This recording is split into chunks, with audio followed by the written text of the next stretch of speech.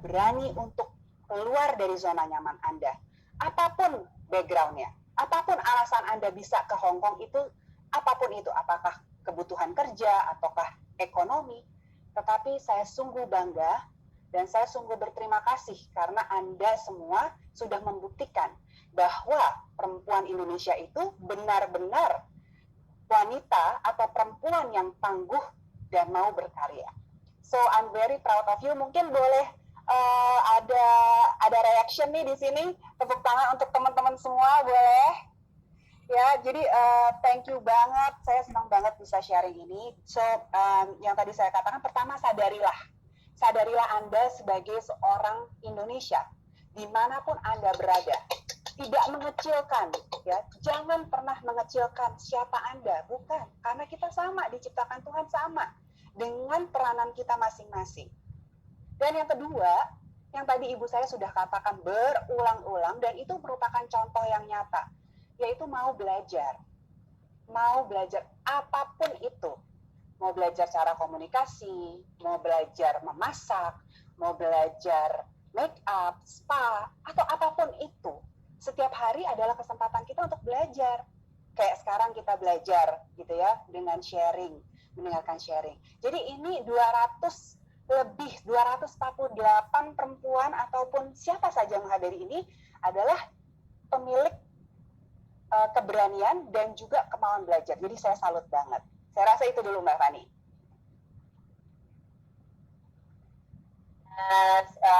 Ini ya memang kita harus sadar itu bahwa kita tuh memang bisa gitu ya, dan mau belajar dimanapun kita berada ya. Nah, tapi gini Bu, kalau kita di luar negeri itu kan ya banyak lah Bu, ada perbedaan budaya, terus kita juga di sini juga bekerja ya Bu ya, ikut majikan ya teman-teman PMI. Nah, gimana ya Bu supaya kita tuh bisa survive gitu, karena kan kadang kita mau belajar tapi pekerjaan tuh banyak banget gitu Bu, sebelum kita hari libur kita mau belajar tuh tapi udah keburu stres atau udah capek duluan. Nah, Ibu ada tips nggak buat kita tuh supaya bisa? Selain tadi berani untuk keluar dari zona nyaman, yang kedua juga harus beradaptasi dengan keadaan. Pastinya berbeda ya, berbeda culture dimanapun kita berada. Mau dari kampung ke Jakarta aja itu berbeda culture. Jadi itu bukan suatu alasan adalah culture berbeda atau apapun, itu pasti akan berbeda. Asal ada kemauan untuk merubah. Karena di dunia ini tidak ada hal yang tetap, selalu berubah. 5 detik ke depan akan berubah, 10 menit ke depan akan berubah. Jadi kita mau berubah, beradaptasi. Nah tadi seperti Mbak Fani bilang, nggak ada waktu, sibuk banget kerjaan. Yes, setiap orang pasti ngomongnya gitu. Saya pun juga ngomongnya gitu. Nggak ada waktu. Ya 24 jam tuh kurang gitu ya, 24 jam harusnya berapa puluh jam saya nggak ngerti. Tapi we have to make time. Ya, yang paling krusial buat saya secara pribadi adalah memerangi kemalasan diri. Sekarang kita boleh coba jujur berapa lama kita spend time on our social media. Waktu berlalu 1 jam tuh cepet banget loh di sosial media, browsing yang nggak jelas, dari lambe turah sampai shopping online gitu ya. Dan itu sangat mengasyikkan. Itu bukan suatu hal yang salah, tetapi berarti kita harus pintar-pintar bagi waktu gitu. Jadi bukan kita nggak punya waktu, but we have to make time. Memang agak lebih sibuk ya, maksudnya agak ribet banget gitu, ribet banget untuk membagi waktu. Jadi kalau tips dari saya secara pribadi, I start my day early, bener-bener pagi, subuh misalnya gitu ya. Saya ritual paginya banyak banget deh gitu.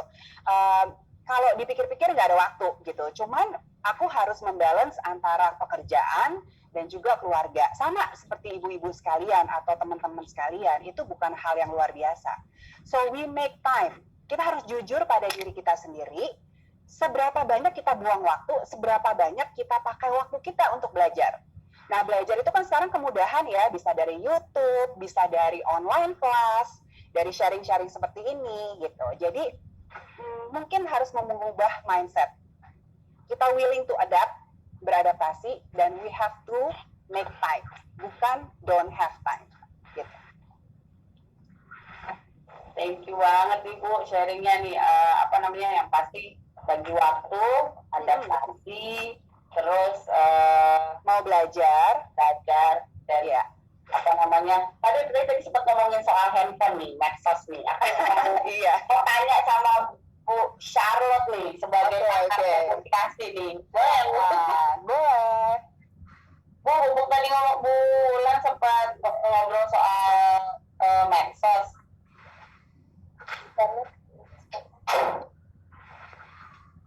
Halo Bu. Iya Bu. Oh ya, Bu, sekarang ini kan dunia medsos ini udah mulai marak ya Bu ya sama teman-teman nih. Gimana ya caranya, mungkin dari komunikasi yang efektif dulu ya, baik melalui online ataupun offline. Gimana kita sebagai perempuan di luar negeri dan juga kita bekerja melakukan komunikasi yang efektif baik dengan atasan kita, majikan kita, ataupun dengan teman-teman sebaya. Dan sehingga apa yang kita komunikasikan baik verbal maupun melalui sosial media itu bisa diterima dan pesan kita tuh tersampaikan gitu dengan baik. Gimana Bu? Oke, terima kasih pertanyaannya Bu Fani. Mungkin kalau kita bicara komunikasi itu terdengar seperti hal yang mudah. Ya, kita dari lahir juga sudah berkomunikasi. Tetapi komunikasi itu juga ya gampang-gampang susah. Kenapa? Karena komunikasi itu bisa menjadi sumber konflik. Makanya mungkin sering kita dengar istilah miskom atau miskomunikasi.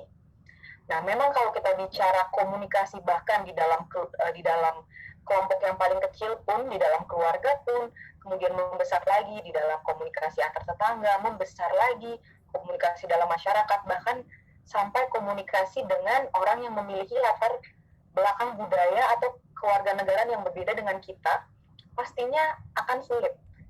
Nah, mungkin sharing sedikit, saya juga pernah bekerja dengan foreigner, dengan orang luar, tetapi di Indonesia. Nah, saya bekerja dengan orang Korea. Dan budayanya itu sangat-sangat berbeda. Cara bicaranya, gerakan tangannya, gitu. Jadi kadang-kadang suka terjadi miskomunikasi. Gitu. Nah, tapi yang perlu kita ingat adalah kita tidak bisa mengubah orang lain. Apalagi posisinya kita adalah yang bekerja untuk atasan kita. Jadi yang bisa kita ubah adalah diri kita sendiri. Nah, mungkin saya bisa share beberapa tips-tips untuk komunikasi yang efektif, khususnya dengan atasan kita. Yang pertama, latih penguasaan bahasa Inggris atau bahasa atasan kita. Memang susah untuk menguasai suatu bahasa, tapi paling tidak kita mulai dengan kata-kata yang paling mendasar. Sehingga ketika kita berkomunikasi, paling tidak kita masih bisa menyampaikan pendapat kita. Nah, kemudian yang kedua, terus lakukan komunikasi dengan atasan kita dan juga keluarganya. Kadang-kadang mungkin tadi Ibu Ulan juga sempat mention, kita punya kecenderungan untuk takut salah bicara, untuk takut salah ngomong. Nah, tapi ketika kita diam karena takut atau karena segan, sebenarnya persepsi orang lain itu bisa jadi salah persepsi. Dipikir, oh kita diam saja karena kita sombong. Oh kita tidak menjawab karena kita tidak peduli. Ya, jadi meskipun kita segan, kita harus tetap menjawab, tetap melakukan komunikasi dua arah. Nah, kemudian manfaatkan komunikasi nonverbal melalui gerakan dan raut wajah. Kalaupun memang kita belum bisa sama sekali bahasanya, tapi kita tunjukkan senyuman kita tunjukkan wajah kita yang gembira. Jangan memperlihatkan raut wajah kita yang musam. Biarpun mungkin bagi kita, apalagi saya bisa membayangkan ya teman-teman pekerja migran Indonesia di luar negeri, jauh dari keluarga, harus beradaptasi. Mungkin ada waktu-waktu di mana kita merasa, berat gitu, merasa sulit, merasa kangen dengan rumah kita di Indonesia. Tapi kita sebagai seorang pekerja yang profesional, wanita yang profesional, kita harus senantiasa menunjukkan image diri kita yang baik. Karena seperti yang tadi Bulan sudah sampaikan, bahwa ketika kita bekerja di luar negeri, yang kita bawa itu bukan nama kita sendiri. Bukan nama Kak Rensya di sini, bukan nama Kak Siti sendiri, tapi nama Indonesia yang kita bawa. Kemudian, menyampaikan maksud yang sebenarnya dengan sopan. Kadang-kadang mungkin karena ada barrier di dalam bahasa, ada hambatan dalam komunikasi, akhirnya kita panik, kita bingung gitu jawabnya seperti apa. Nah, kita tetap perlu menyampaikan maksud kita dengan sopan. Jangan karena kita takut, akhirnya kita diam, dan kemudian itu hanya membuat masalah yang lebih besar lagi, akan menambahkan miskomunikasi. Nah, kemudian dengarkan dulu apa kata lawan bicara kita, apa kata atasan kita. Kemudian kita harus berpikir dahulu sebelum bicara. Nah ini kadang-kadang mungkin yang suka jadi hambatan juga ya dalam komunikasi. Kita belum dengar apa maksud lawan bicara kita belum mengerti apa maksud lawan bicara kita, tapi kita sudah langsung menjawab. Akhirnya terjadi apalagi miskomunikasi lagi. Dan yang terakhir, yang Ibu Wulan sudah mention tadi, yang paling penting adalah percaya diri. Kita berharga, kita semua berharga. Kita bekerja demi keluarga kita. Kita membawa nama Indonesia. Jadi tidak ada alasan bagi kita untuk merasa minder, untuk merasa tidak percaya diri. Ya, mungkin itu beberapa tips-tips komunikasi efektif yang bisa saya sampaikan. Mudah-mudahan menjawab ya, Ibu Fani. Ya, terima kasih Bu Charlotte. Jadi memang kita harus coba bicara secara sopan gitu ya, dan mendengarkan lawan bicara, dan mau kita harus percaya diri ya sebagai yang ingin mengkomunikasikan pesan kita ya ke siapapun itu ya Bu ya. Dan karena juga komunikasi ini penting juga sih, karena setiap hari kita akan terus-terusan berhadapan dengan orang lain ya, sehingga kita harus melatih kepercayaan diri kita sebenarnya Bu, yang perlu kita latih akhirnya ya. Sebagai nomor satu ya Bu ya pada akhirnya. Akhirnya begitu. Nah,